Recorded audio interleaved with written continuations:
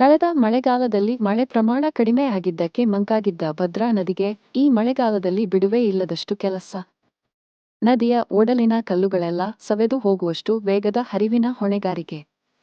ನದಿ ದಂಡೆಯಲ್ಲಿ ಸ್ವಾರ್ಥಿ ಜನರು ತಂದು ಗುಪ್ಪೆ ಮಾಡಿರುವ ಮಲಿನವನ್ನು ತೊಳೆಯುವ ಧಾವಂತ. ಈ ವರ್ಷ ಜೂನ್ ತಿಂಗಳಿಂದಲೂ ಭದ್ರೆಯ ಒಡಲು ಭರ್ತಿ ಆಗುತ್ತಲೇ ಇದೆ. ಮೇಘರಾಜನ ಕೃಪೆಯಿಂದ ಭದ್ರೆಯ ರೂಪಕ್ಕೆ ಗಂಭೀರತೆ, ಪುಷ್ಟಿ ಬಂದಿದೆ. ಜುಲೈ ತಿಂಗಳಲ್ಲಿ ಪ್ರತಿದಿನವೂ ಬೀಳುತ್ತಿರುವ ಮಳೆ ಭದ್ರೆಯ ಒಡಲನ್ನು ಮತ್ತಷ್ಟು ತುಂಬುತ್ತಿದೆ. ನಿತ್ಯವೂ ಬಹಳಷ್ಟು ನೀರು ಹರಿದು ಗಮ್ಯದೆಡೆಗೆ ಸಾಗುತ್ತಿರುವುದು ಭದ್ರೆಯ ವಿಸ್ತಾರ ಬದಲಾಗುತ್ತಲೇ ಇದೆ. ಬೇಸಿಗೆಯಲ್ಲಿ ಪೇಲವವಾಗಿ ಹರಿಯುವ ಭದ್ರೆಯನ್ನು ಕಂಡು ದಾವಣಗೆರೆಯ ಹಿರಿಯ ರೈತ ಹೋರಾಟಗಾರ ನರಸಿಂಹಪ್ಪ ಹಿಂದೊಮ್ಮೆ ಭದ್ರೆ ಪಾರ್ಟ್ ಟೈಮ್ ನದಿ ಎಂದೇ ಉದ್ಧರಿಸಿದ್ದರು. ಅವರ ಮಾತಿನ ಮತ್ತೊಂದು ಮಗ್ಗುಲು ಎಂಬಂತೆ ಈಗ ಮಳೆಗಾಲದಲ್ಲಿ ತನ್ನ ಕೆಲಸವನ್ನು ಭಾರೀ ಆವೇಶದಿಂದ ಭದ್ರೆ ಮಾಡುತ್ತಿರುವಂತೆ ಕಾಣುತ್ತಿದೆ. ಕುದುರೆಮುಖ ರಾಷ್ಟ್ರೀಯ ಉದ್ಯಾನದ ಗಂಗಾಮೂಲದಲ್ಲಿ ಭದ್ರೆಯ ಉಗಮ ಎಂದು ಹೇಳಲಾಗುತ್ತದೆ ಅಷ್ಟೇ.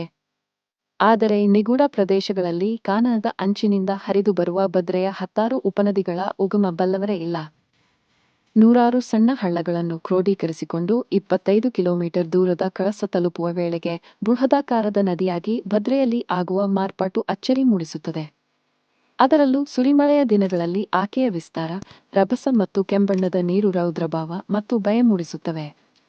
ಅತ್ಯಂತ ತಣ್ಣನೆಯ ಈ ನದಿಯಲ್ಲಿ ಮಳೆಗಾಲದಲ್ಲಿ ಈಜುವ ಧೈರ್ಯವನ್ನು ಯಾವ ಪ್ರಾಣಿಯೂ ಮಾಡದಿರುವುದು ಸುರಕ್ಷಿತ ನಡವಳಿಕೆಯೇ ಆಗಿದೆ.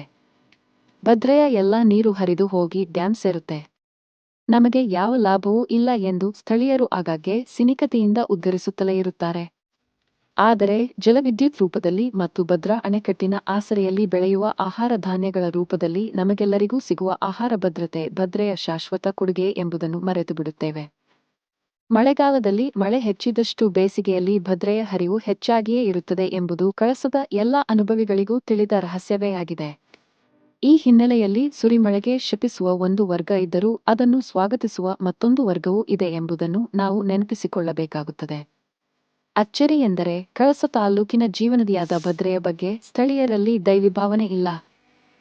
ಬದಲಿಗೆ ನದಿಗೆ ಪ್ರತಿವರ್ಷವೂ ಮಲಿನ ಸೇರಿಸುವ ಕೆಲಸ ಹೆಚ್ಚುತ್ತಲೇ ಇದೆ.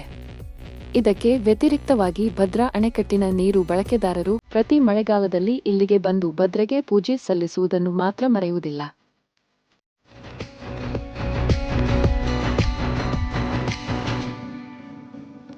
ನಮ್ಮ ಕೆಲಸ ನಿಮ್ಗೆ ಹಿಡಿಸಿದೆ ಅನ್ಕೊಂಡಿದೀವಿ. ನಿಮ್ಮ ಅಭಿಮಾನವೇ ನಮ್ಮ ಅಕ್ಕಿ ಬೇಳೆ.